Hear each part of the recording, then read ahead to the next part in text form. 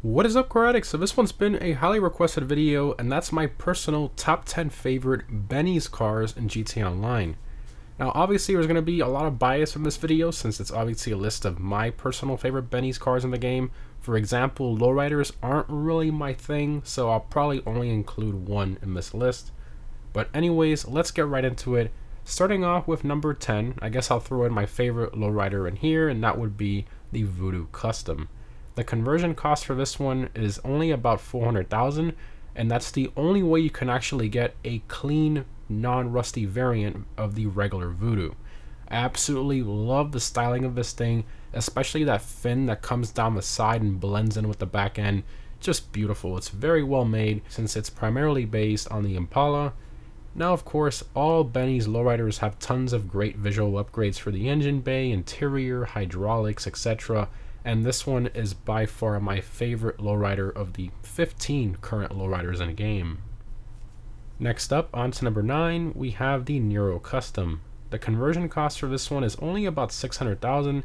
However, the regular base Nero is about 1.4 million, so you're going to be easily over $2 million into this car with upgrades, which is a good bit of money, but considering this car is based on the Bugatti Vision Gran Turismo, and it has tons of great mods being a Benny's car, I think it's well worth it. Now, I do personally prefer the regular Nero because of the active aero spoiler, but the Nero Custom is also a really good choice if you want a race car Bugatti build, which is just a really cool concept of a car to have. Moving on to number 8, we have the Yosemite Rancher. This is basically a lifted off-road variant of the normal Yosemite.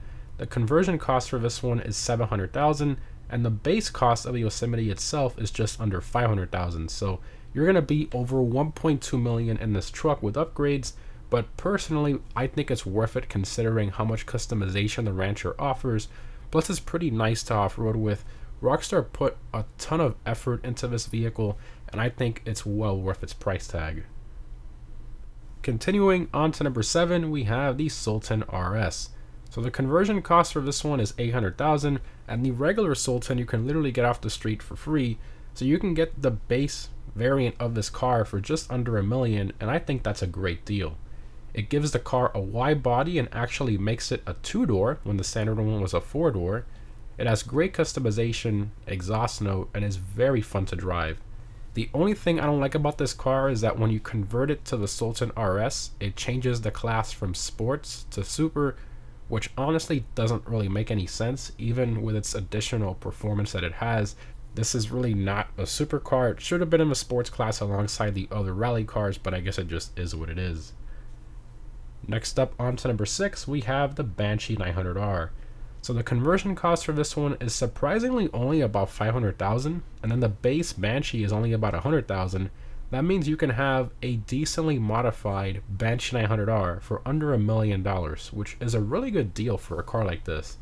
I love the wide body and the interior options. The only thing I don't like about this car is the exhaust placement coming out the rear. I really feel they should have retained the signature side exit Viper exhaust. Also, the lack of the newer liveries that was added to the original Banshee is kind of annoying, like the dual stripe livery, for example. Rockstar added these new liveries to the regular Banshee back with the Tuners update in 2021, but never added any of them to the 900R. Plus, the regular Banshee can get HSW upgrades, but the 900R cannot. Just little things like that, kind of annoying. Also, it's ironic how, just like the Sultan, the Banshee changes its class from sports to super when you convert it to a 900R, which again, while the 900R is fast in a straight line, it doesn't handle all that well at all. It really should have stayed in the sports class in my opinion. Moving on to number 5, we have the Slam Van Custom. Now this is sort of considered a lowrider truck because it does have hydraulics, so it's not a traditional lowrider car. But anyways, this one has a conversion cost of only about 400,000, and factoring in the base price of about 50,000, under $500,000 for a Benny's custom classic truck that looks this good is an amazing value. Of course, it has great customization, interior options, sounds great, etc. The only thing is the brakes are pretty terrible and doesn't really drive all that great in general, but it's a show truck. It's something you have for styling. It looks good, it sounds good. That's really all you need for a custom old truck like this. Continuing to number 4, we have the Comet Retro Custom. Now this one has a conversion cost of about 650,000, and the base price used to only be 100,000. So you're in a crazy wide-body RWB Porsche 911 with Benny's customization on top of everything for under $1 million. Now it was an insane value, however Rockstar sadly removed the regular Comet off the websites, which technically makes the Comet Retro a removed website car, since you need the regular one to convert it into the Retro. Now at the time of this recording, during this event week that actually ends tomorrow, the Comet is in the Simeon's dealership, and the Benny's conversion costs for all Benny's cars during this current event week at the time of this recording, just want to make that clear, they are 50% off. So definitely make sure to at least acquire this one this week. I guarantee you'll love it if you're a Porsche 911 fan. Next up, on to number 3, we have the Gauntlet Classic Custom.